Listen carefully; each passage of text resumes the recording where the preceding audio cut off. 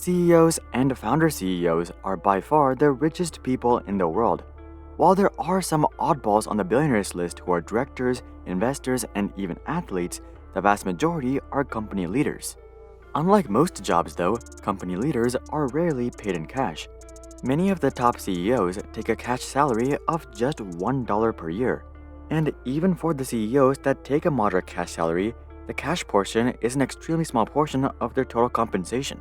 For example, out of Sundar Pichai's $281 million salary in 2019, only $2 million was paid in cash. Considering this, how do billionaires even access the extraordinary wealth they have without crashing their company's stock? And what about founder CEOs that own 40 or 50% of a massive conglomerate? For example, Bernard Arnold owns 47% of LVMH, which gives him a mind-boggling net worth of $123 billion. But is it even possible for him to cash out? Well, at his age, the answer is probably not. But here's how billionaires access their paper fortunes and how they live a rich lifestyle without cash. The first thing to note about most of these billionaires' compensation structure is that they can't cash out their salary even if they wanted to. This is especially applicable to non-founder CEOs who don't already have a lot of equity. You see, the last thing board members want is for a CEO who either quits or is fired under negative circumstances to dump all of their shares and crash the stock on their way out. So, a restriction they implement to protect against this is stock vesting. The first type of stock vesting is time-based stock vesting. Time-based stock vesting is usually most common amongst non-founder CEOs. As the name suggests, these CEOs are restricted from selling any of their stock compensation for a set period of time. This rule doesn't just apply to executives either. Employees at these companies are generally subject to similar restrictions. Both Google and Apple, for instance, follow a 4-year vesting schedule with a 1-year vesting cliff for employees. The vesting cliff simply means that you can't sell any of your stock within the first year, and after that, you'll get access to your stock on a linear basis over the next 4 years. So really, you won't get access to all of your stock till 5 years after you're given that compensation. And if you leave during this time period, you of course lose access to your remaining stock. CEOs follow a similar structure, but their vesting periods are way larger given that their compensation is also way larger.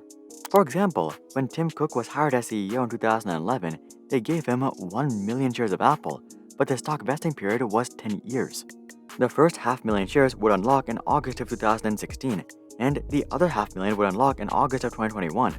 This is why we saw insane headlines about Tim Cook receiving $750 million worth of stock last year.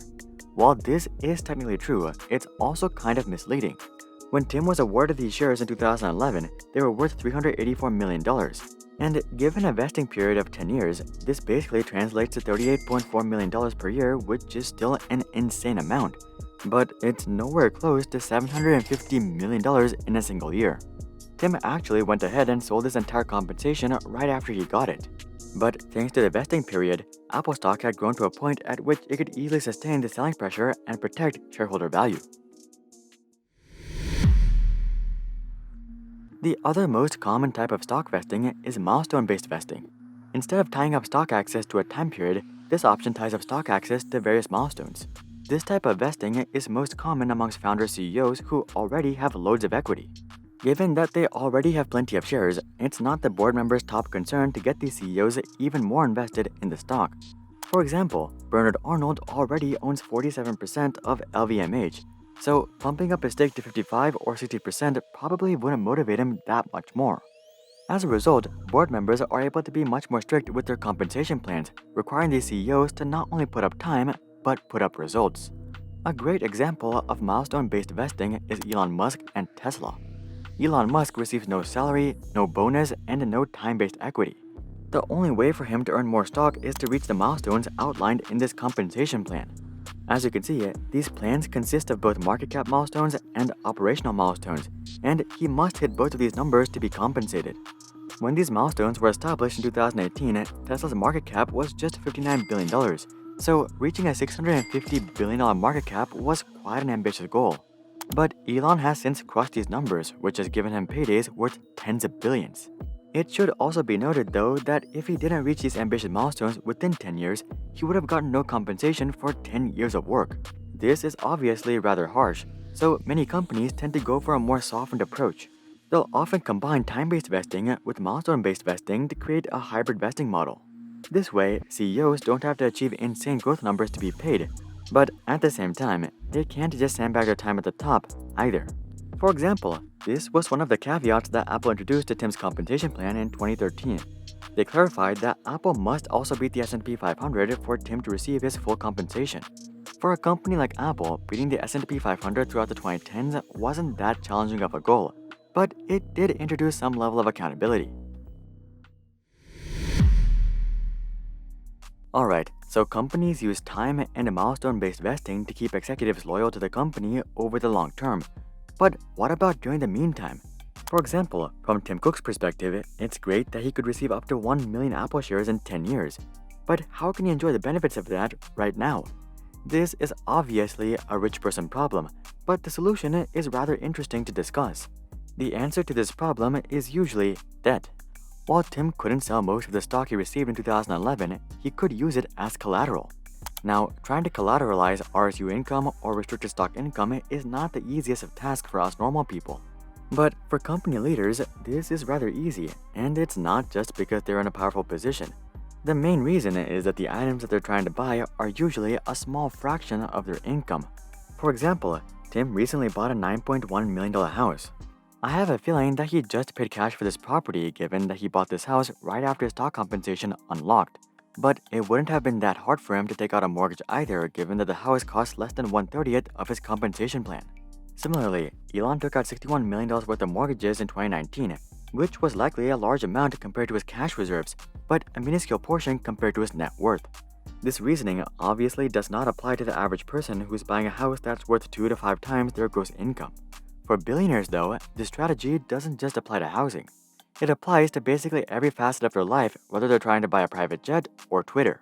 Also, this strategy isn't just to work around stock vesting periods either. There's loads of benefits to leveraging debt, from maximizing returns and minimizing taxes to benefiting from inflation. So these stock vesting periods are just even more reason to take out debt for these billionaires.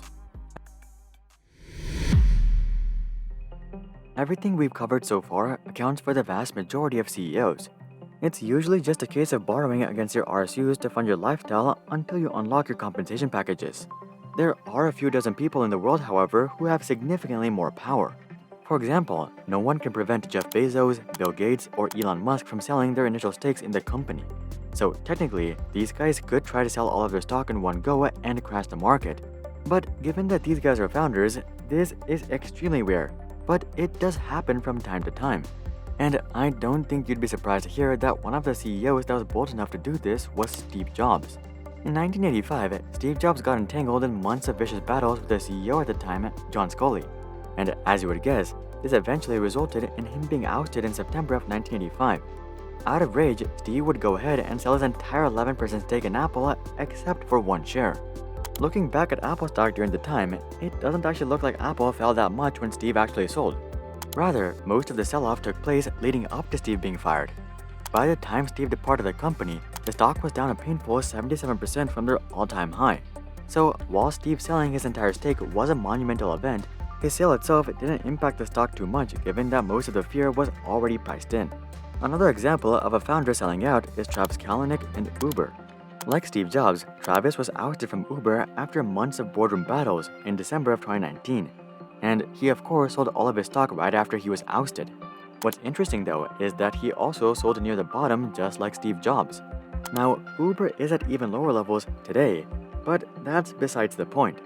The point is that by the time a founder sells all of their shares in a rage fit, the stock is already in the toilet, so their selling itself doesn't hurt it all that much. If they were to just randomly sell out of the blue though, the stock would no doubt get obliterated. Aside from loose cannon examples, most founder CEOs cash out extremely strategically. For example, Jeff Bezos sells a few $1 billion worth of stock every year, but he doesn't do so without months of warning, and he sells in small digestible batches. So the stock price is really affected by his sales. Likely the closest example to randomly selling out of the blue is Elon's recent sale for Twitter. In late April, Elon sold $8.5 billion worth of Tesla stock, or about 1% of the company. This led to Tesla stock selling off about 10% by the time he finished selling. This means that selling 1% of the company correlated to about a 10% sell-off. So if a founder was to sell 10% out of the blue, that would likely cause the stock to crash 70 or 80%. And that's not even taking into account that the sell-off will accelerate as the founder continues to sell. The only way for a founder to sell out of such a position is to spend decades slowly selling their stock, just like Bill Gates did. When Microsoft went public in 1986, Bill Gates owned 45% of Microsoft. Today, he owns just 1.34% of the company. Now, this 1.34% stake is still worth $25 billion. But given that Bill Gates has over $100 billion, the vast majority of his wealth is no longer in Microsoft. This makes him one of the most liquid billionaires in the world, but to get to this position, it took him 36 years. And if any other megacap founder wants to cash out without destroying their stock, this is really the only option they have as well. And that's how CEOs cash out of their massive positions. If you were the founder of a megacap company, would you hodl your stake to your grave, or would you slowly sell off like Bill? Comment that down below. Also, drop a like if you wish you had rich people problems instead. And of course, consider checking out our international channels to watch our videos in other languages, and consider subscribing to see more questions logically answered. But until then, I'm Hari, and I'll see you guys on the next one.